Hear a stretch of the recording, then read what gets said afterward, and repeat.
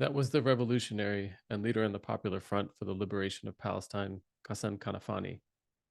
In a rare 1971 film by the Lebanese activist and filmmaker Christian Ghazi called Resistance Why, Kanafani is speaking on the treacherous nature of so called peace resolutions in Palestine, brokered by the UN and the West, and he emphasizes instead reliance on the enduring people's struggle for liberation in Palestine.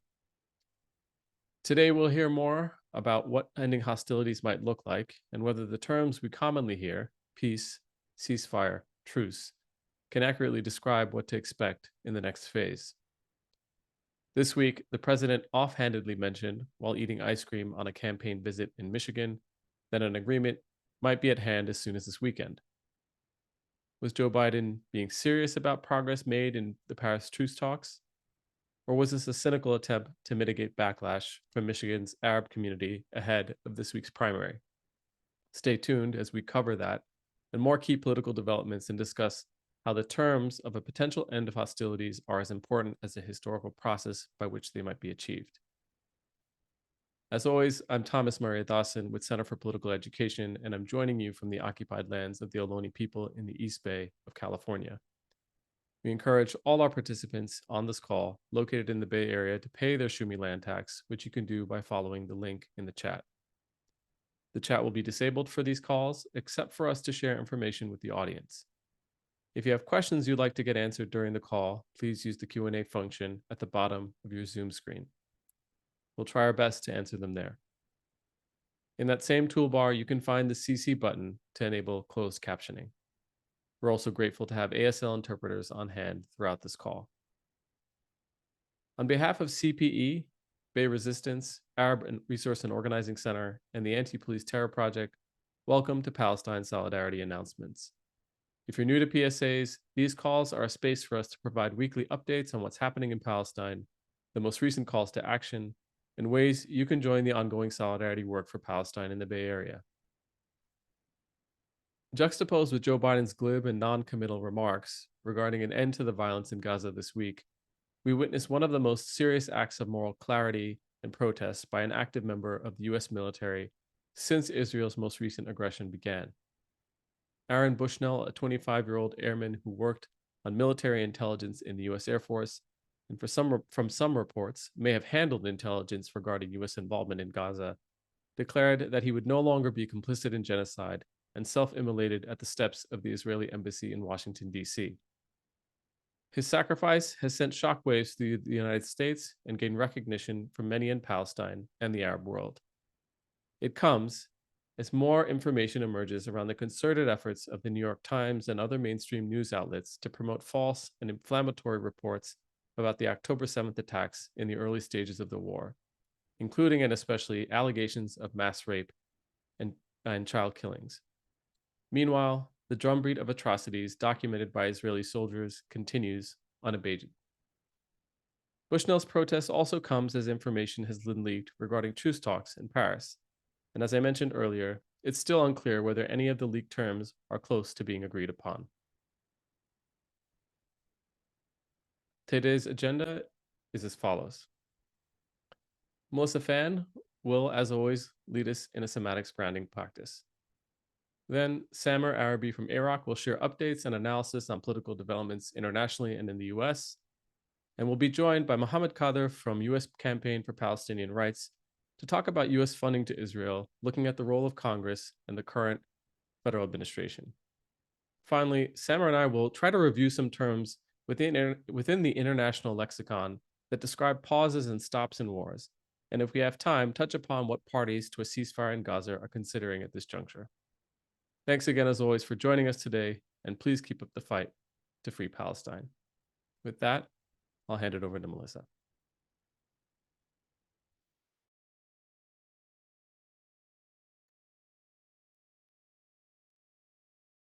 Hi, everyone. Thank you so much for being here today.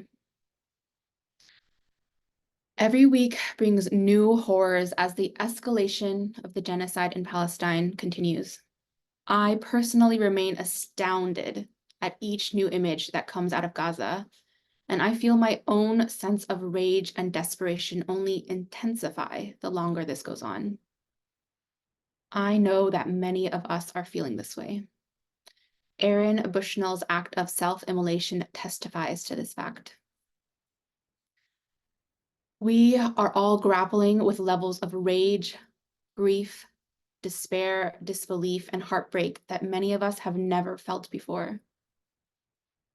And I will continue to remind us all that this is the appropriate response, because the systems of domination that we live under continue to try and gaslight everyone into believing that we are the ones who are unwell for our outrage at genocide.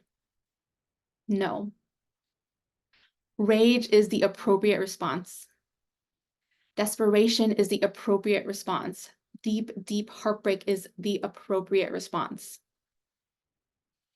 Although I lead this somatic practice here, I want to say that I'm with you in the struggle of trying to channel these feelings into generative action. The struggle is the reason for the practice. Because if we just stay there in the feelings will render us frozen in despair or have us lashing out at each other instead of the right targets. So here is a very, very simple practice for moving through some of these feelings to create enough space for intentional action. Just as you are right now, I want you to notice what is happening inside of your body. What is happening in your emotional field, in your sensations, in your thoughts, without trying to change any of it, just notice.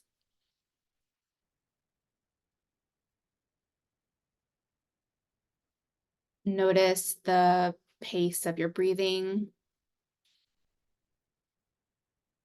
and your heartbeat. Notice if your body feels agitated or slow.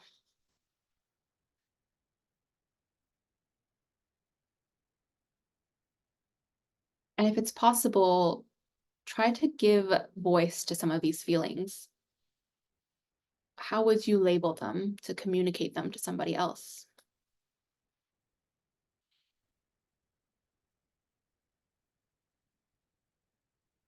And right now I'm going to invite you all to just shake with me. Okay, so we're going to shake. If you have the ability to do so, I encourage you to actually stand up and like jump, shake your legs, shake your feet, shake your head. And I'm inviting you into this shaking practice because all of these feelings that we experience, you can continue shaking while I'm talking if it helps. All of these feelings that we experience are nervous system activation, and rightfully so. And shaking allows us to discharge just some of that physical feeling, some of that nervous system activation that we're feeling in our bodies. Just enough so that we can make room and space for intentional action. And so even though this was a very, very short practice, and I recommend that you do this for like at least a minute or even longer for as long as you need, take notice of your body right now. Is there a difference in how you're feeling from before?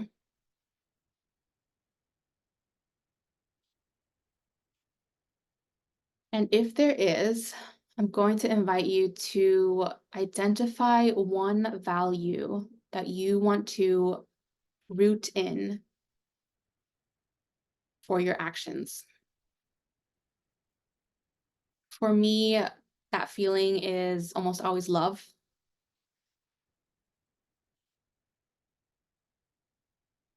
And from this space, you can actually use these feelings of grief, rage, despair, that energy to feed into this value that you've identified, this value of love or hope or solidarity, liberation. And some of these somatic practices, like shaking, for example, create just enough room so that you can actually make this transfer of energy from feeling into action.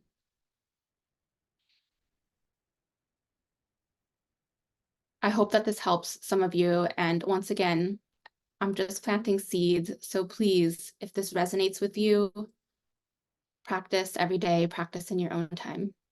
Thank you so much for today. Melissa, thank you as always for helping us through a grounding somatics practice. Now I want to turn it over to Samir Arabi from Iraq to keep us updated on recent political developments.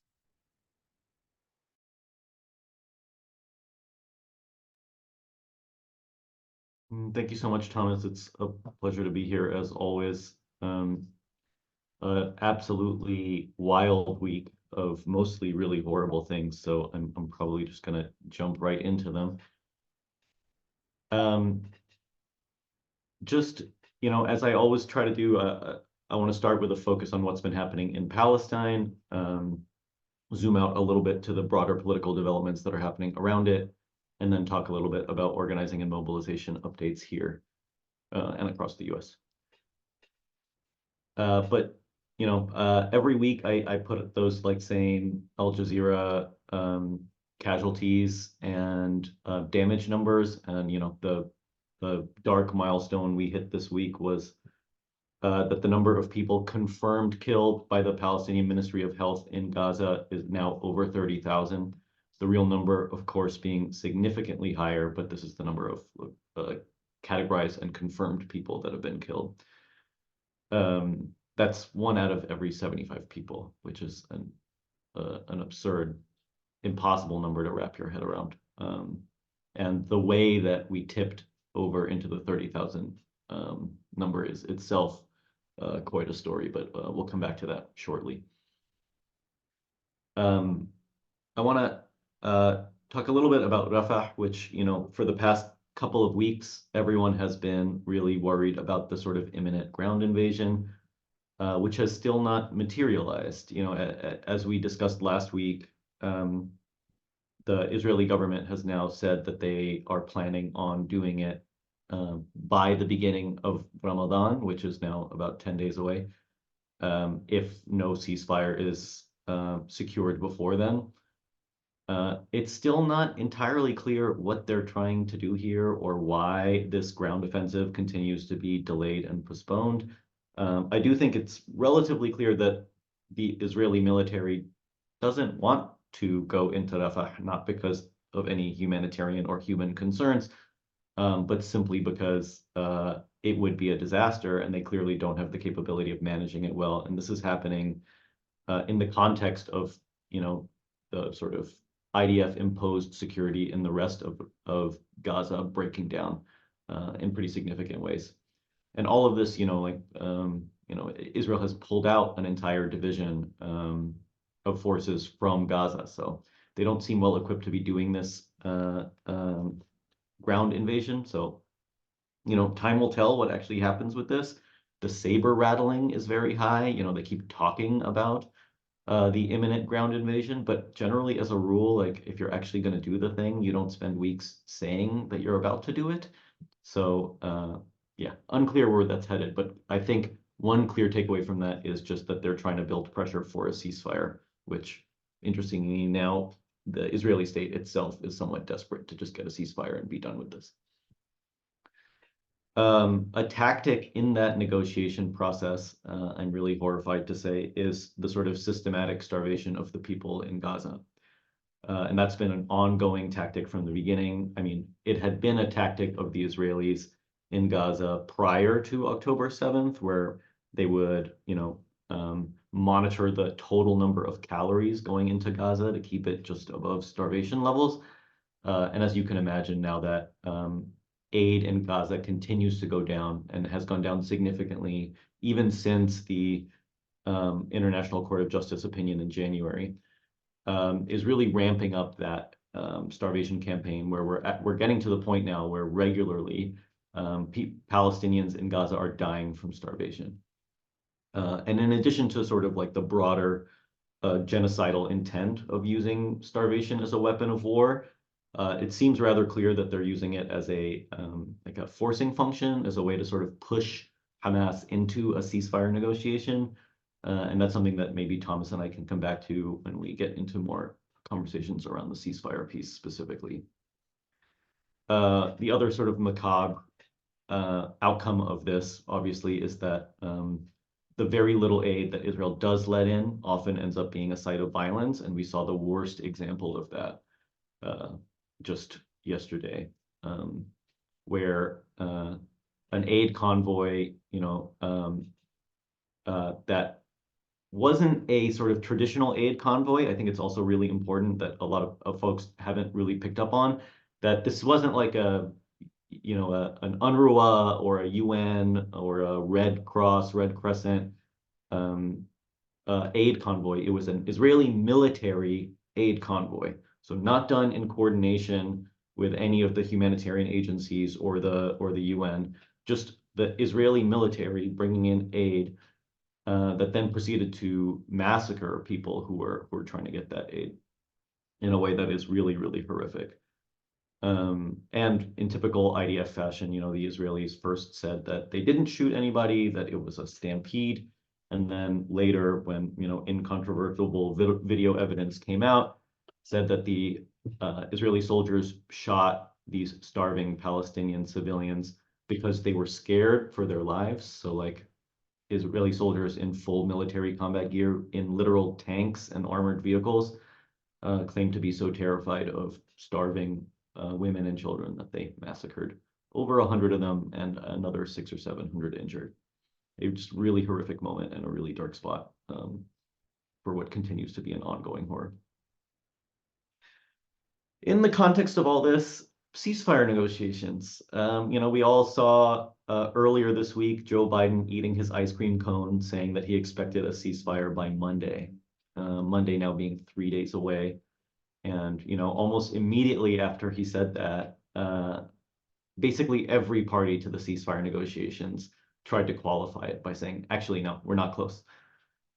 And there's a lot to say here about what is getting in the way of these ceasefire negotiations. And despite the fact that at this point, we're, the sort of political calculations of all the parties have all sort of moved towards it's time for a ceasefire. And even in that context, the failure to establish a meaningful ceasefire, I think, is an important conversation to have, and it's what I'm looking forward to having with Thomas a little further into the program today. So I won't go too far into it now, but just to say that the pressure around it is really continuing to build. And, like in Congress, we're seeing people speak much more plainly about the need for a ceasefire and the fact that Israel is committing what is unequivocally a massacre. And we're also seeing Israel up its concessions, so to speak, as it considers the sort of dynamics of those ceasefire negotiations. So what is it willing to give up? And these were things that they said were red lines even 2 weeks ago. So that pressure obviously continues to build, and for good reason. In the context of these sort of ceasefire negotiations, the government in the West Bank, the Prime Minister of the Palestinian Authority, has resigned, and that resignation has already been accepted. There's also a lot to say about this, but I think the way folks are reading the tea leaves here is that this is part of a sort of broader international push to create a new technocratic government that will be more capable and more legitimate in the eyes of the international community of ruling a sort of combined Gaza West Bank sort of thing. So I think the PA, the Palestinian Authority, expecting to be sort of handed the reins of power in Gaza, is starting to reorganize itself in ways that, again, could be a session unto itself. Meanwhile, in Congress, the Israel bill, the Israel aid bill that, we've been charting the course of this thing for a couple months now, I think, at least, is now back on the table since Congress has come back from recess, and yet no real meaningful progress is being made.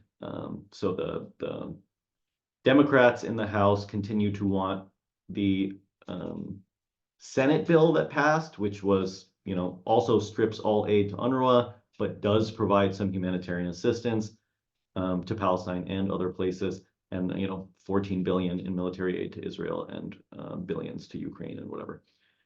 The House is unwilling to negotiate on the Senate bill and continues to be unwilling to negotiate on the Senate bill. So there's an impasse. How they'll resolve that impasse, we talked a little bit about the options available to them in last week's PSA, but none of them seem very good. But for the moment, at least, now that Congress is back in session, and they have been for a couple of days now, no movement, no progress. So a good sign in a way, right? That Israel bill, those $14 billion that Israel's been asking for 3 months now, continues to be locked up. So that, I think, also is a factor in their calculations of their military capabilities. Oh, so much to say about Bushnell, and I don't know quite where to begin, but other maybe than to hold some space for the tragedy of it. The way that it has forced people to look and to pay attention and to repeat the words, right, uttered right before Bushnell's self-immolation, which were really powerful, really moving words. And yeah, just like this idea of the in a world that only sort of understands that kind of violence, that this is the violence that has forced the world to look. And I think it's also important just to take a moment to appreciate that this is the second self-immolation of somebody in front of an Israeli building in the United States.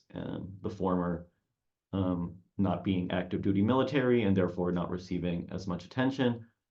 But she is alive, and I highly recommend reading the story of what happened to her and how the police have handled the self-immolation. It's terrible, as you might imagine. All of this in the sort of fever pitch building around it, obviously sort of in terms of the electoral game in the US, has come to a head with the Michigan primary. A really remarkable moment that I hope you all got a moment to witness on Tuesday, where over this campaign aimed to get people in Michigan to vote uncommitted instead of voting for Biden, aimed to get 10,000 votes for uncommitted. They wanted it to be at least the size by which Trump beat Hillary Clinton back in 2016.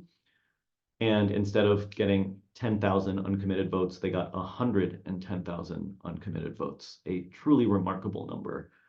That really speaks to, I think, one, Democrats' dissatisfaction with Joe Biden, but two, and really critically, a concerted and organized campaign to mobilize people to vote. And so in addition to just like appreciating the results of that campaign, I did want to take a moment to note that that campaign, informally organized only 3 weeks before the primary with basically no funding, made 500,000 phone calls and sent 600,000 text messages to get people to show up in a way that I think has really rattled the Democratic Party in a really powerful way. And we've yet to see the cascade of what the uncommitted vote means for the other primary elections that are coming up, including in Washington state, where the largest labor union has endorsed uncommitted for the Democratic primary. So yeah, if you know folks that live in states where uncommitted is an option, it's an interesting moment to be seeing how that plays out and what that forces the Democratic Party to acknowledge. As a quick aside on media updates, another a huge bombshell report this week that really undermines the much maligned New York Times story about the systematic use of rape in Gaza. That it turns out the on-the-ground investigation conducted by the reporters for the New York Times for that story were one, a former professional IDF propagandist who her social media history was leaked, and there were several posts that she liked about slaughtering people in Gaza, posts that were so bad that they were submitted to the International Court of Justice by South Africa as evidence of genocidal intent. And so her and her nephew, I believe, who was had only ever written, I think, 2 articles and about like food and international cooking, and her, Annette Schwartz, who had never produced an actual piece of journalism before, written journalism at least, were the only people on the ground doing the investigation for that story. And so the New York Times has apologized. They have investigated Annette Schwartz and are probably going to be firing her, from what I understand, but I don't think that's come out yet. But haven't retracted the article itself, which is clearly based on a series of complicated and spurious accusations. I highly recommend reading the Intercept article that, we always share these links after the PSA is over. That Intercept article, which uncovered an interview that Annette Schwartz did on like a Israeli radio program, where she talks about the efforts she went through to she's like, I called all the local clinics and no one had any evidence of any sexual violence. And then I called like the crisis support lines and no one had any evidence there, and how she kept trying to find some way to tell the story that she had already sort of concocted in her head.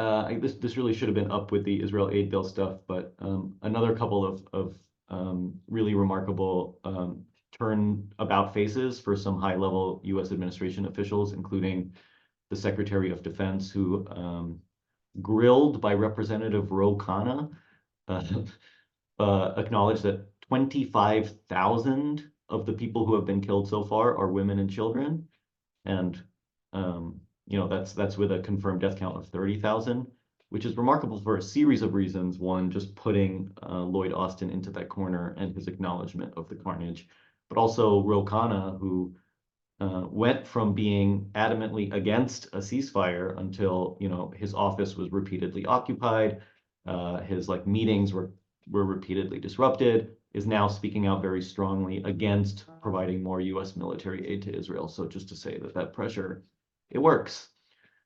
And now, the U.S. government is talking about assurances that that the weapons it's providing to Israel aren't being used to commit war crimes, which obviously they are. But the fact that they're even starting to do an audit or providing conditions, again, I think is a meaningful shift. The last thing I just wanted to touch on is, the March 4th primary, which I've been talking about for months now, but is 4 days away, five days away. So this is really the moment. And I think what we saw in Michigan as an example of how a organized effort to demonstrate a populace aligned with ceasefire can really move the needle in meaningful ways. And it's a particular moment in San Francisco where there's a lot of dark money. And while we have candidates that are very pro ceasefire who are working really hard to try to organize a get out the vote effort, the voter turnout in primaries is very, very low. And so any engagement on the primary level, I think, is really, really important. As always, I close with a call for you all to support the youth who are being attacked for standing up against the war, to support the legal effort protecting the folks who blocked the Bay Bridge in demand of a ceasefire, and obviously to plug into the March primary election. And to stay involved, check out our calendar of events that are upcoming. There are many. If you want to get text alerts, just text PSA to our text alert number so that we can send you up-to-date alerts as things develop. As you can imagine, given the pressure of what's happening and the horror of the massacres of this past week, it's going to be really important for some big actions to happen soon. So we'd love to get you involved in any of those that come up. And then lastly, I just wanted to say a thank you to folks who signed up for the PAL Media Tracker last week. We're still trying to work out how it will function, but hopefully those of you who signed up got your first weekly digest earlier this morning. So if folks have any feedback on that, or any ways that it might be more useful, please don't hesitate to let me know. Otherwise, if you would like to receive like weekly news updates on, whatever the media is covering with regards to Palestine, just go to palmediatracker.com and you can sign up for those weekly digest updates. And I think that's it for me. Thank you all so much. Thanks, Samer. So we're really grateful to have Mohammed Kader with us today from U.S. Campaign for Palestinian Rights. USPCR has played a tremendous leadership role in organizing actions and mobilizations to end U.S. complicity in Israel's massive violence against the Palestinian people from before this most recent aggression began and through the last few agonizing months of the current war. Mohammed is the manager of policy and advocacy campaigns at USPCR, and he has an extensive background in foreign policy, international relations, and domestic politics. Mohammed, thanks for joining us, and we're looking forward to hearing what you have to say about how funding to Israel works at the federal level. Thank you, and I'm happy to join you all today. As was previously noted, there's been a lot of actions in Congress that we've been monitoring, and we've been also supporting and engaging with. Congress has an immense role in funding the Israeli government's activities in Gaza right now. But what I do want to do is also provide some historical context and tie it into the current situation. The United States provides immense funding to Israel through presidential authority, but also through act of appropriation. As we know, since Israel was created, the United States government has provided over $317.9 billion, which is adjusted to inflation, to Israel. That's the most amount of money the U.S. has given to any country since that period of time. And this also means that the U.S. views Israel as a very strategic economic and military partner. The U.S. has provided two types of aid to Israel, military and economic aid. Economic aid was provided early on for Israel to ensure its viability. And since events in 1973, the U.S. has provided sheer amounts of military aid to Israel. As we're seeing now, current events are really motivating Congress's actions to provide Israel aid. As we know as well, the U.S. views Israel and resources provided to Israel through the frame of unconditional support, meaning that whatever violation Israel commits, whatever gross violation of the law, whether it's international law or U.S. law, U.S. aid will continue to Israel. There are very few times where U.S. has ever stopped aid to Israel. This only included in 1980, I believe, under Reagan, and other instances where the U.S. has had to use its force to provide aid to Israel or to threaten aid to Israel. But the role of Congress is very immense, as I mentioned. Since October 2023, we've seen several actions and activities by Congress to provide Israel aid, including a current $100 billion package, which includes about $14 billion to Israel, 10 billion which are classified as offensive weapons. Other weapons that are provided by Congress to Israel include missile defense, for what we know as the Iron Dome. Part of the resources that are provided to Israel also are unreported. So, for instance, whether it be through USAID, State Department, or the Department of Defense, each agency has their own protocol, regulations, and actions that they follow to provide aid to Israel. But the majority of what we see is provided through State Department agency that is coordinated with the Department of Defense. The Secretary of State approves most of these transfers, but Congress has not called him in to ensure that oversight is being performed correctly, to ensure that Israel is not violating the law, to ensure that Israel receiving these weapons through what we've seen through assurances are in line with the law as well. We've seen senators, representatives in Congress say that they actively won't apply the law to Israel, saying that there are no U.S. weapons being committed or used to commit violations in Israel, notably California Representative Pelosi from the Bay Area. And USCPR and USCPR Action and our partners in the space have continued to focus on, again, Congress's role in providing aid to Israel. What we also know is that most of the aid provided to Israel comes in the form of weapons grants, which account for over about 80% of all Israeli weapons imports that have been sent from the US to Israel between the period of 1950 and the period of 2020.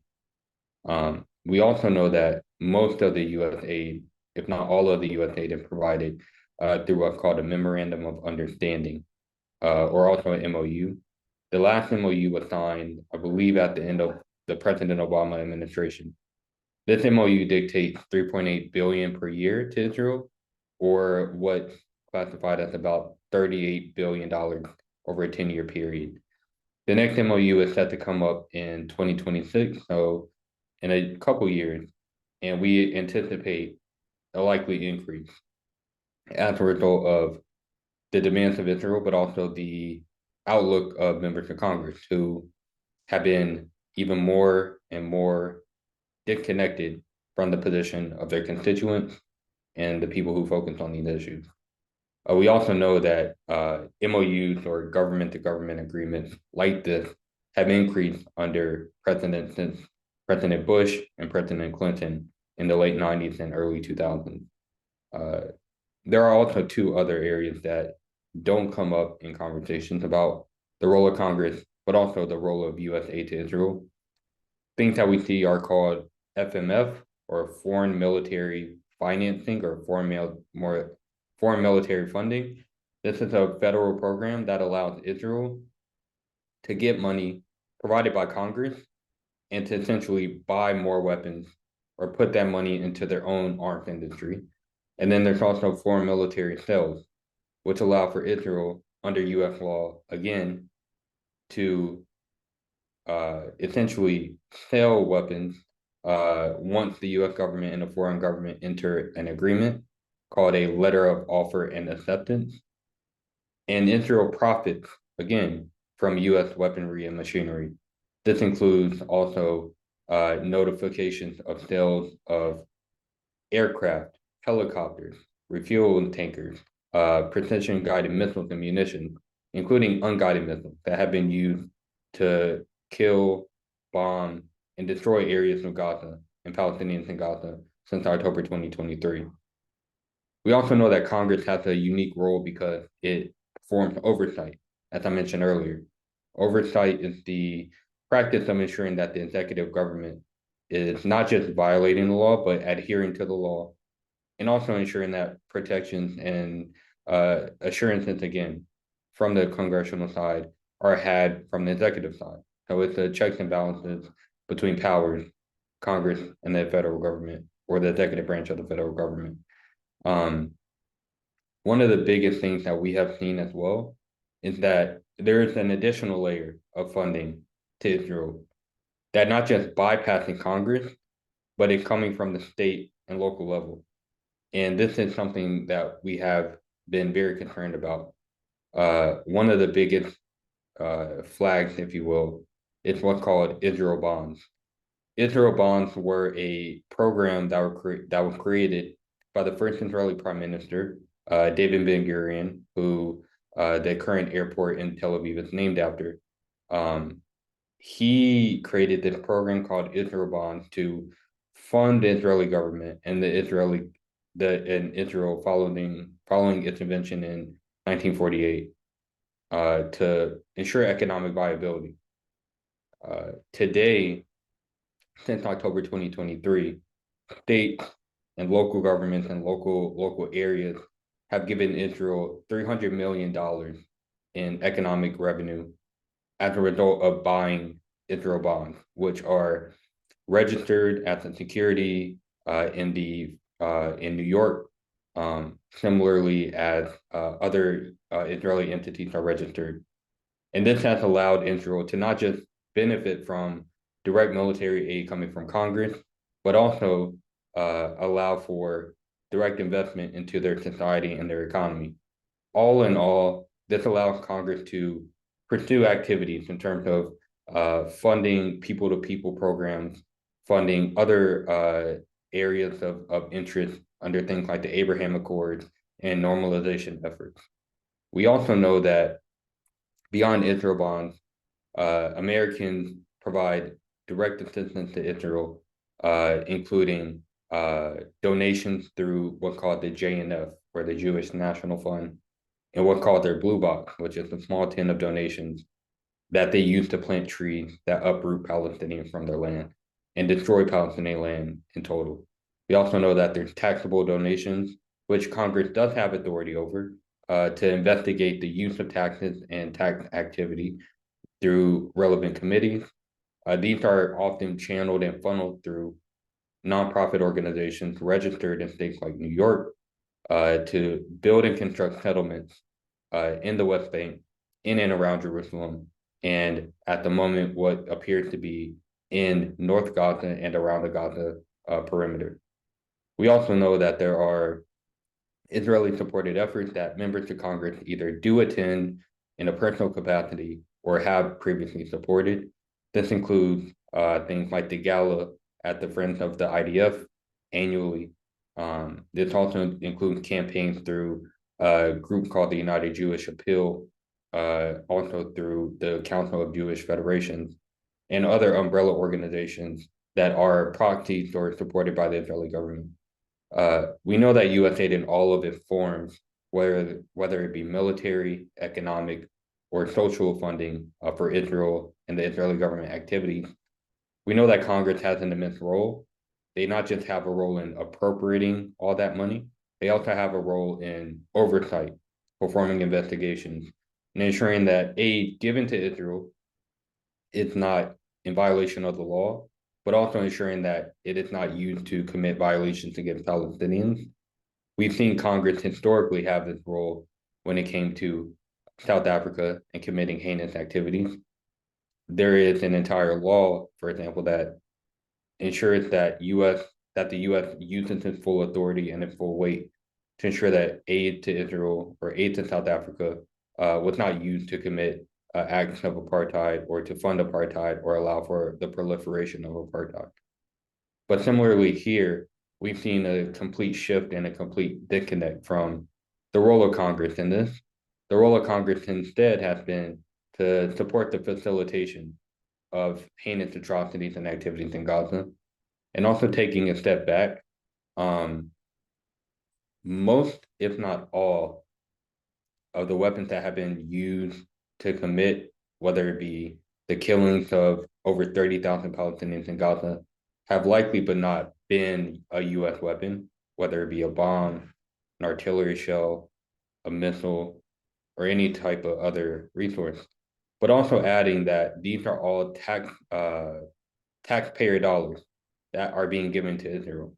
This means that the grandmother who cannot afford medicine in rural Mississippi, in having her tax dollars being given to a foreign government to commit crimes, to commit atrocities, and to also further the destruction of Palestinian society, the erasure of Palestine, and the genocide of Palestinians.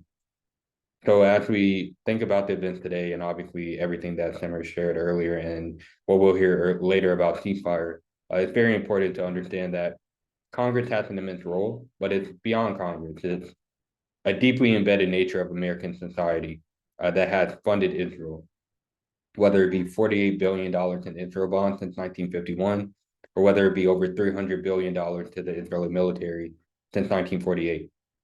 This is a deep, unique American problem, but we know that it's not just the U.S. and Congress, it's also the UK and their parliament, and it's other countries too. But the U.S. is the largest single provider of weapons to Israel. So I'll leave it at that, and appreciate if you all have any questions, and we'll try to answer where we can. And thanks again for having me today. Thanks, Mohammed. And if you can, Mohammed, please share any links to USPCR's work in the chat so that we can share it out with folks. And also we'll try to get from Mohammed some of the materials that provide some information on the research that Mohammed did regarding the actual numbers that he shared with us today about the levels of funding to Israel.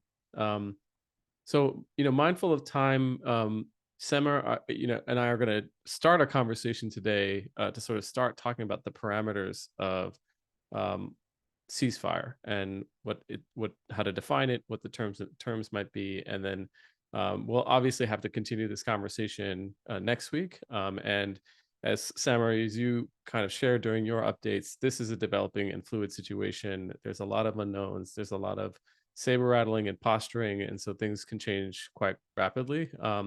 But I think part of the reason we want to start this conversation today is because we think it's really helpful for us to be prepared for some of the terminology and language and definitions and descriptions that might be bandied about in public. So what I want to do, Samar, is let's just at least talk about some definitions today, and I'm going to share my screen and a couple of slides. And Samar, just let me know if you can see that. Okay, yeah. So one of the things that you and I talked about earlier this week before this call was just the amount of terms that are thrown around: ceasefire, truce, cessation of hostilities, and it's not clear for the general public oftentimes what means what. I think the UN has some definitions I want to just walk through and then ask you some questions to help us get some clarity on them, because I know that you have some background in working on this. One thing is that there's a spectrum of pauses in conflict, and so this graphic here just illustrates some of the terms that the UN has defined through their I don't know if it's the Humanitarian Commission or Office or something of that nature, but one of the many UN agencies, ranging from a humanitarian corridor to temporary cessation of hostilities, and then obviously at the end ceasefire. One definition there is that a humanitarian pause, for example, which we've heard quite a lot about, is a temporary cessation of hostilities purely for humanitarian purposes. It requires the agreement of all relevant parties, and it's usually for a defined period and a specific geographic area where humanitarian activities, moving supplies back and forth, can be carried out. Another definition here: cessation of hostilities, a suspension of active hostilities intended to allow parties to take a break from fighting for various reasons, including as a step towards political dialogue, and then perhaps a sustained ceasefire. And then the last one here, a ceasefire: the suspension of fighting agreed upon by the parties to a conflict, typically as part of a political process. It's intended to be long-term, and it often covers the entire geographic region of the conflict. It allows parties to engage in dialogue, including potentially permanent political settlement. So, at some point we'll talk a little bit about whether or not Palestine has had a true ceasefire. But I wanted to go back to this spectrum and, Samar, just ask you a little bit of, how should we be making sense of this? How do we expect these terms to be used in public discourse? And then how are the parties going to be using these terms in negotiations themselves?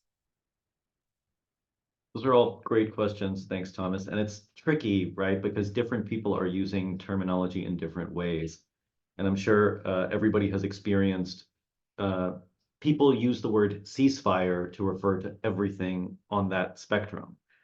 And so, there's a sort of colloquial sense of the word ceasefire that's used for anything from a humanitarian pause through to an actual ceasefire. And there's a danger in the muddying of that, right? Because I think what the anti-war left, or folks, who have been rallying for Palestine for these months now have been calling for is a ceasefire as it's formally understood. And that's why I think, in an attempt to disambiguate that,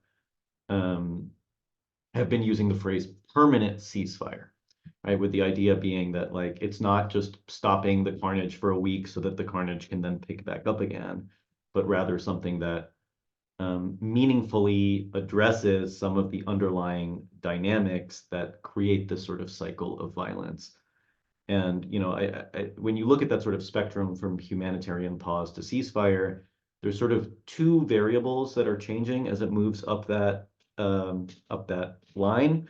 One of them is the formality of the arrangement, right? Generally, a humanitarian pause can just be sort of something that happens, as opposed to something that's signed on paper or negotiated or whatever. And the second thing, in addition to the formality, is the sort of expectations of longevity, so to speak, right? This idea that a sort of cessation of hostilities, middle to the near end of that line, is something that's sort of specifically designed to like create some meaningful space. So it's usually not like a day or two, but it's still short of a ceasefire, which is something that's more or less expected to continue in perpetuity, right? Until ideally, right, the ceasefire is supposed to be the foundation on which actual peace is built. And just to name that, every time someone says something like there was a ceasefire before October 7th, that's just factually incorrect, because there has never, in fact, been a sort of formalized, sustained process of a meaningful de-escalation with a path towards resolution in Gaza, ever. And so the one that people generally talk about as being violated was the cessation of hostilities in 2018. Which was a like broad and in many ways kind of robust agreement, but it was not a ceasefire, and they didn't call it a ceasefire, right? It was specifically called a cessation of hostilities. And the sort of pieces of that were agreed to in 2018 and on the Israeli side never implemented, but that's getting into a whole story. So before I start to yammer, maybe I'll pass it back to you.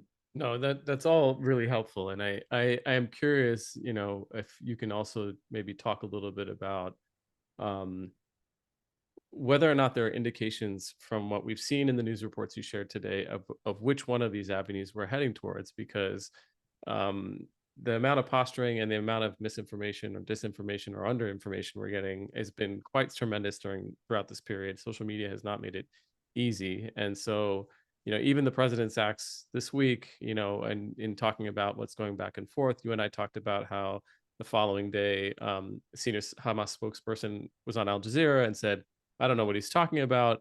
That could also be posturing as well, right? Leveraging, and to the point you made about the amount of times that Netanyahu and the Israelis have talked about invading Rafah on the ground and a ground invasion, that also has been unduly done, right? And so I'm wondering if there's anything here, without having to get into too much of conjecture, we can kind of glean from what we've seen over the last couple of weeks, that arc of discussing some stoppage of hostilities. Yeah, I mean, I think in its simplest form, I would say that the US and Israel are looking for something that's earlier on in that line. So their interests when they're talking about ceasefire negotiations are specifically temporary in nature. And generally, when Biden says ceasefire, he really means truce. Whereas like a sort of red line for the Hamas negotiators in this process is the opposite, that they are refusing to agree to anything that isn't a permanent long-term ceasefire. And so that distinction has actually been one of the core reasons that the negotiations of this past week fell apart.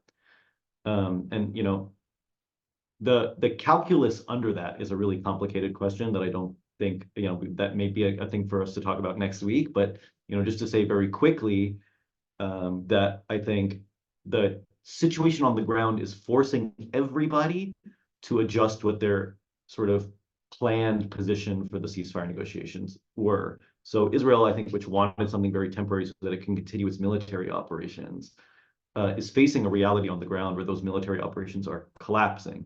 And so that's a less, not to mention obviously global public pressure, which is sort of pushing it further in that direction. While Hamas, which I think like strategically and politically had been preparing itself to deal with, like waiting it out until a permanent ceasefire could be arranged, now has to face the prospect of mass starvation in Gaza, right? And that level of humanitarian catastrophe may force it to do something that it would have otherwise not done. So the positions on that spectrum move, but broadly speaking, the big issue is that they're at opposite ends. Yeah, and maybe to close it out, Samar, I think one of the things that might be good to emphasize here is, why is it then, and this would be my question to you, why is it then so important for us to continue to drive home that we are making a sustained call for permanent ceasefire, in the midst of all of this, and for us to continue to do that political education with our base and with our people that are organizing around it. I wonder if you can speak, even especially from Iraq's position, about why that's been so important through this process, because there is so much, as you mentioned, obfuscation and um, you know uh, different uses of those terms that you mentioned. Mm. Yeah, I mean, I'd say that there's probably three core things that are associated with that. The first is that in ways that often don't feel visible, that global pressure is working, that it is pushing and moving the expected positions of the various parties in a way that's really meaningful. And, like we still see Joe Biden, like cavalierly licking his ice cream, talking about a ceasefire, and it's gross. And it's a huge distance from where he was 3 months ago. And that is a direct result of domestic political pressure, right? I mean, obviously, also the situation on the ground, those things all sort of work in tandem. So on the first and probably most importantly, it sets it moves the needle and it brings us closer to the place where we need to be, right? The global anti-war movements have always played a really critical role in ending these sort of colonial wars. The second is the sort of underlying idea of peace, right? I think pushing towards a permanent conception of a ceasefire specifically is meant to be like, don't kick this down the road again, right? Don't perpetuate the underlying economic and political conditions that keep this violence happening, and as long as Gaza's under blockade, as long as Israel receives unlimited military assistance, like this is just never going to end, right? And so addressing the underlying issues, the sort of structural underpinnings of why this sort of massacre keeps happening and in fact keeps escalating is a really critical part of that work. And then lastly, I think it's important because we're defining the terms of what a ceasefire would, otherwise I think it's easy if there's just a kind of like broad sense of there should be a ceasefire for it to end up being anything. But for us to articulate clear demands about what that ceasefire needs to be and what it needs to include goes a long way to framing the dialogue that ends up being what that dialogue happens during the negotiations. So all those things I think are a responsibility and like incumbent on us to push forward. Thanks, Samer. So again, we'll try to continue diving a little bit deeper into this next week, specifically to give everyone a little bit more of an orientation into around what, as Samer said, like we want to expect from a more lasting and permanent ceasefire and solution here, and how that impacts what does end up happening in terms of an agreement, how that affects our strategy moving forward. So we'll try to prepare for that a little bit more, make some room for that. In the meantime, just want to remind everyone to check out, Iraq's event calendar again, and there are actions happening this weekend, including a large march on Saturday, and so keep an eye on that for news and updates. And there will be there have been a few questions about recordings of this. You can reach our YouTube page, Center for Political Education's YouTube page, for all the recordings of our past PSAs if you want to check those out later. And we encourage you to share them with other folks as well. Sign up for PAL Media Tracker, and also encourage other folks to join these PSAs. In the meantime, just want to thank our ASL team again, and thank you all for sticking with us, and we'll see you next week. Take care all.